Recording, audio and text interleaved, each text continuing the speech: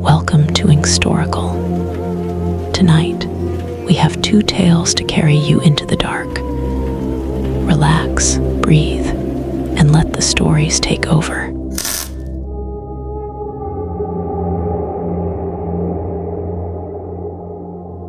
Story 1. My name is Marcus, and I don't know how else to say this, but I think I'm the reason my brother is gone.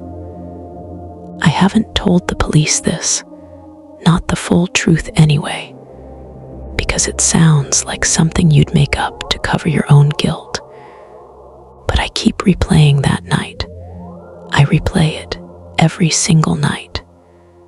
And I still can't figure out where I went wrong. It happened about 6 months ago, and I swear, I still remember every detail of his last text, even though I deleted the thread 100 times since then. My brother Leo, he wasn't the kind of kid who just packed a bag and decided to start a new life. He was 18, sure, but he was terrified of the dark. Like, genuinely, physically paralyzed by it. If the power went out, he'd sit in the middle of the kitchen floor with a flashlight until it flickered back on. He didn't even like going to the gas station at night. That's why when I got that text at 2:14 in the morning, my stomach just dropped. It said, "The light is wrong here, Marcus. I think they're waiting for me to turn it off." It didn't make sense. It still doesn't. I was half asleep, staring at the blue glow of my phone, and I just typed back, "What are you talking about? Just come home." I thought he was high, or maybe he'd had a bad trip, or some girl had messed with his head. I just wanted to go back to sleep. I didn't drive over there. I didn't call him. I just put my phone face down on the nightstand and closed my eyes, telling myself he was just being dramatic. The next morning, his car was parked in his driveway, but the driver's side door was wide open. The radio was playing that static, that white noise sound, and his keys were still in the ignition. I've been trying to piece together where he went, but the more I look, the more I realize that the version of Leo I knew, the kid who was scared of his own shadow, maybe I didn't actually know him at all. There was this notebook I found under his mattress a few days after he disappeared. It was filled with these drawings, not artistic stuff, just patterns. Circles inside of circles, over and over again, until the paper was almost torn through. And there were names written in the margins. Names of people from our town. People who had gone missing years ago. People I hadn't thought about since I was a kid. I remember when I saw the name Elias Thorne scrawled in the corner of page 10. Elias had disappeared back in 2012 when we were both in middle school. He'd just walked out of his house to get the mail and never came back. I remember the police searching the woods for weeks, but they never found anything. Not a shoe, not a scrap of cloth, nothing. Seeing his name in Leo's notebook, it made my hands shake so hard I almost dropped the thing. Why would my brother be writing about a cold case from 10 years ago? I started retracing his steps as much as I could. I looked at his browser history, which, God, I feel like such a creep doing. But what choice did I have? And it was all forums. Deep, weird, hidden forums about spatial anomalies and thin places. There were videos of people talking about things they'd seen in the woods behind the old sawmill. Things that didn't move like animals. Things that moved like people who were trying too hard to look normal. I went to that sawmill, you know. It's abandoned, completely overgrown now. I shouldn't have gone alone. I know that now. I keep thinking about how stupid it was to just walk into the brush without telling anyone. I was looking for his flashlight, or maybe his jacket, just something that proved he had been there. The woods were quiet. Too quiet. You ever been in a place where you don't hear birds, or crickets, or even the wind in the leaves? It felt like the air itself was holding its breath. I kept calling his name, but my own voice sounded wrong.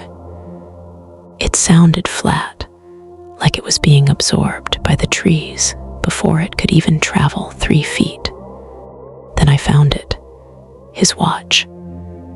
It was sitting on a flat, mossy rock right in the center of a clearing. The glass was cracked, and the hands were frozen at 2:16 a.m., 2 minutes after that text. I stood there looking at that watch, and I realized I wasn't alone. I didn't see anyone, not at first, but I felt this pressure. It's hard to describe. It felt like I was standing too close to a magnet. My skin started crawling, and my teeth started to ache, like I was standing under a high-voltage power line. I turned around, and there was a man standing about 30 yards away, just behind a thick oak tree. He was wearing a gray hoodie, just standing there, not moving, just observing. I thought it was one of the local kids, maybe someone playing a prank. I yelled, "Hey, are you okay?" He didn't move.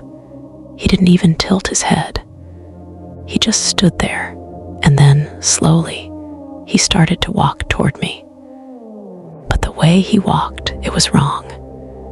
His movements were too smooth, like his joints didn't work the way human joints should. He was moving across the uneven ground without making a sound. No crunching of dead leaves. No snapping of twigs. I don't know why, but I didn't run. I couldn't run. My feet felt like they were rooted into the mud. I just stood there, watching him get closer, and the closer he got, the more I noticed to his face. I think I'm misremembering this, or maybe I'm just trying to make sense of what I saw, but his face looked smooth, like someone had taken a portrait and smudged the features out. There were eyes, I think, and a mouth, but they didn't look like they belonged to a face. They looked like they'd been drawn on or molded into the skin. I backed away, finally, my heart hammering against my ribs like a trapped bird. I didn't look back until I reached the edge of the woods, and when I did, he was gone. But there was something else. On the tree where he'd been standing, there were scratches. Deep, rhythmic marks, just like the ones in Leo's notebook. I went home and sat in the dark for a long time. I didn't turn on a single light. I just sat there, waiting. I don't know what I was waiting for. Maybe for Leo to walk through the front door and tell me it was all just a joke, that he'd been out in the woods and lost his watch. But he didn't come home. I haven't told the police about the man, or the notebook, or the watch. If I tell them, They'll look at me the way they look at everyone else who comes in with a crazy story. They'll tell me I'm grieving, that I'm confused, that I need to see someone. And maybe they're right. Maybe I am losing it. Maybe this is all just my brain trying to process the fact that my brother is gone. But then I wake up, and there's a new drawing in the notebook. And the names have changed. They're not missing people from years ago anymore. They are my friends. They're the people I talk to every day. And the last name on the list, at the very bottom of the page, in Leo's handwriting, it's mine. I don't know what's happening. I don't know if I'm being watched or if I'm just waiting for my turn, but I'm terrified to go to sleep now. Every time I close my eyes, I hear that static, that same white noise that was playing on Leo's radio. And I swear sometimes, when I'm sitting in the kitchen, I can hear a whisper coming from the other side of the wall. It sounds like Leo. It sounds like him, but the cadence is all wrong. It's too measured, too precise. I keep thinking about that text. The light is wrong here, Marcus. I think they're waiting for me to turn it off. I've started leaving the lights on. Everywhere. The kitchen, the living room, the hallway.